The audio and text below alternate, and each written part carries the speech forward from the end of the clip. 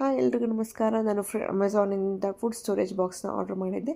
ತುಂಬ ಚೆನ್ನಾಗಿದೆ, high quality. ಈ ಪ್ಲೇಟ್ಸ್ ಏನಕ್ಕಪ್ಪ ಅಂತಂದರೆ ತರಕಾರಿಲಿ ನೀರಿನ ಅಂಶ ಫ್ರಿಡ್ಜಲ್ಲಿಟ್ಟಾಗ ನೀರೆಲ್ಲ ಎಳ್ಕೊಂಡಿರುತ್ತೆ ಇದು ಟೆಂಪ್ರೇಚರ್ಗೆ.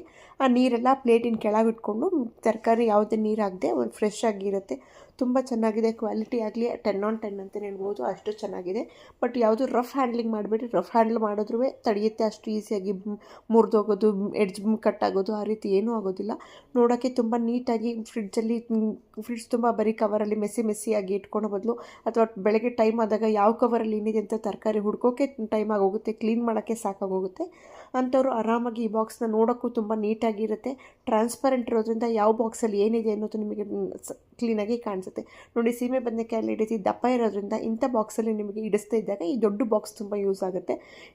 ದೊಡ್ಡ ತರಕಾರಿ, ಸೀಮೆ ಬದನೆಕಾಯಿ, ಎಲೆಕೋಸು, ಹೂಕೋಸು, ದೊಡ್ಡ ಬೀಟ್ರೂಟು, ಹೀರೆಕಾಯಿ, ಈ ಥರ ಉದ್ದದ ತೊಗೊಂಡಾಗ ನೀವು ಈ ದೊಡ್ಡ ಬಾಕ್ಸ್ನ, ಅಥವಾ ಎಕ್ಸ್ಟ್ರಾ ತರಕಾರಿ ತೊಗೊಂಡು ಬಂದಿದ್ದೀರಾ ಅಂದರೆ ಎಕ್ಸ್ಟ್ರಾನ ಈ ಬಾಕ್ಸಲ್ಲಿ ಹಾಕಿ ಇಟ್ಕೋಬೋದು. ದೊಡ್ಡ ಬಾಕ್ಸುವೆ 2 ದೊಡ್ಡ ಬಾಕ್ಸು, ಒಂದು 4-5 ಚಿಕ್ಕ ಬಾಕ್ಸು, ಅಥವಾ ನಿಮ್ಗೆ ಏನು ಕಂಫರ್ಟಬಲ್ ಆ ಥರ. ನೋಡೋಕ್ಕೂ ತುಂಬ ನೀಟಾಗಿರುತ್ತೆ, ಅಷ್ಟು ಈಸಿಯಾಗಿ ಮುರಿದೋಗಲ್ಲ. ಕ್ವಾಲಿಟಿ ನಿಜವಾಗ್ಲೂ ಚೆನ್ನಾಗಿದೆ. ಯಾರ್ಯಾರಿಗೆ ಈ ಪ್ರಾಡಕ್ಟ್ ಬೇಕು ಲಿಂಕ್ ಅಂತ ಕಮೆಂಟ್ ಮಾಡಿ ನಾನು ಕಳಿಸ್ಕೊಡ್ತೀನಿ.